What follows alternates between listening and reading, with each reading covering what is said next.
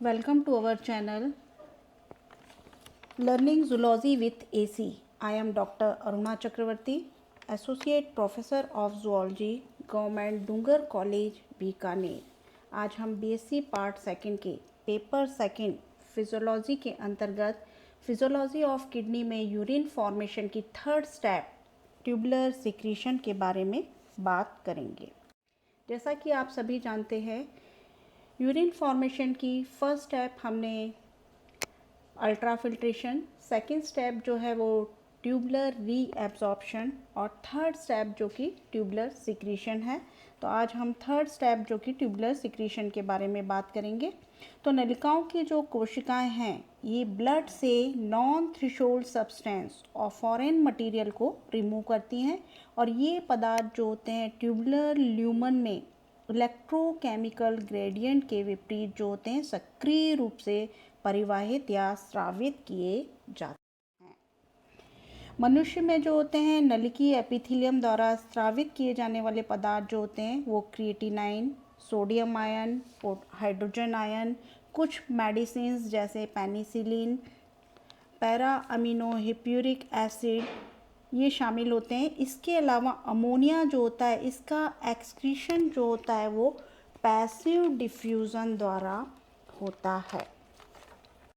यदि हम बात करें ट्यूबुलर सिक्रीशन की, तो ट्यूबुलर सिक्रीशन जो है बेसिकली यूरिन फॉर्मेशन की लास्ट स्टेप होती है। इसमें ट्रांसफर्स ऑफ मटेरियल जो होते हैं blood capillary to renal tubular में होते हैं। ये बेसिकली क्या होता है, एक्टिव ट्रांसपोर्ट द्वारा होता है और इसमें जो सॉल्यूट सिक्रीट होते हैं प्रॉक्सिमल कॉन्वोल्यूटेड ट्यूब्यूल जो होती है इसमें urea, uric acid, creatinine, some drugs होती हैं जैसे पेनिसिलियम हमने बताया। इसके अलावा हाइड्रोजन आयन और अमोनियम आयन जो होते हैं वो पाए जाते हैं। नेक्स्ट हम बात करेंगे हैंडले लूप ऑफ हैंडले। तो लूप ऑफ हैंडले जो होता है जिसमें कि केवल यूरिया जो होती है, ओनली यूरिया जो होती है वो सीक्रेट होती है, जबकि डिस्टल कॉन्वोल्यूटेड ट्यूब्यूल या जिसे हम कहते हैं DCT और इसके अलावा कलेक्टिंग डक्ट जो होती है इसमें क्या होता है हाइड्रोजन आयन, पोटेशियम आयन और अमोनियम आयन जो होते हैं वो सीक्रेट होते हैं। तो बेसिकली जैसा कि मैंने बताया कि सोडियम और वाटर जो होते हैं ये जो होते हैं play key role in regulating blood pressure.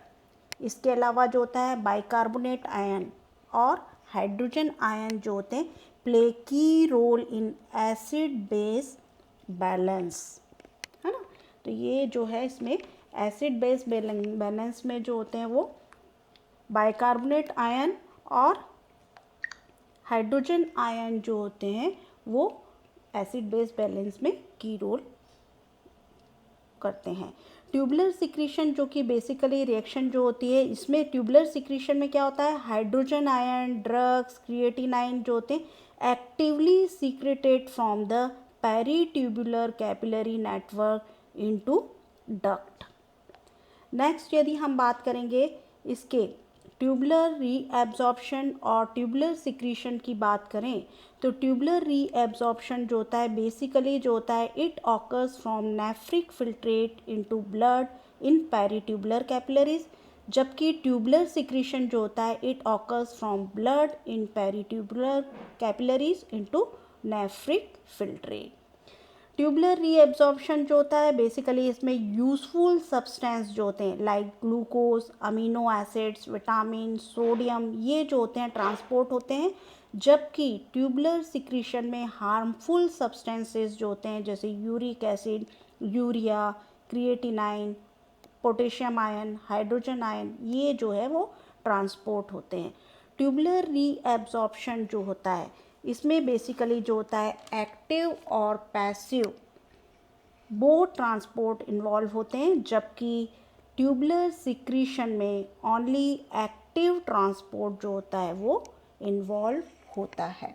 तो यदि हम बात करें कि ये ट्यूबुलर सिक्रीशन की बात करें तो ट्यूबुलर सिक्रीशन जो कि यूरिन फॉर्मेशन की लास्ट स्टेप होती है और basically tubular secretion takes place two parts of nephron के टू पार्ट्स में ये प्रोसेस होती है। PCT and DCT. PCT means proximal convoluted tubule और DCT means distal convoluted tubule. Proximal convoluted tubules जो होती है वो किस में हेल्प करती है? Removal of hydrogen ion, ammonium ion, creatinine, hippuric acid and drugs. इसके अलावा जो होती है DCT या डिस्टल कॉन्वोल्यूटेड ट्यूब्यूल जो होती है help removal of excess of hydrogen ion, bicarbonate ion, potassium ion and ammonium ion. तो बेसिकली जो होता है main mode of excretion in marine fishes and some amphibians. क्यों? रीज़न क्या है इसका? क्योंकि मोस्ट सब्सटेंस जो होते हैं वो एलिमिनेट हो जाते हैं क्योंकि absence of glomerulus. Absence of glomerulus के कारण क्या होगा? इसमें अल्ट्रा फिल्ट्रेशन नहीं हो पाता है ना ये प्रोसेस. तो स्टूडेंट्स आज हमने यूरिन फॉर्मेशन की थर्ड स्टेप जिसे हम कहते हैं ट्यूबुलर सिक्रीशन के बारे में बात की.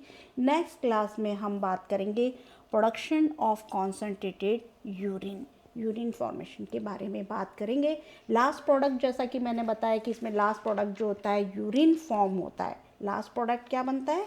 यूरिन बनता है जिसमें कि 95% जो होता है वाटर होता है, नाइट्रोजिनस वेस्ट होते हैं, आयंस होते हैं, मेटाबोलाइट है ना, और RBC एंड WBC.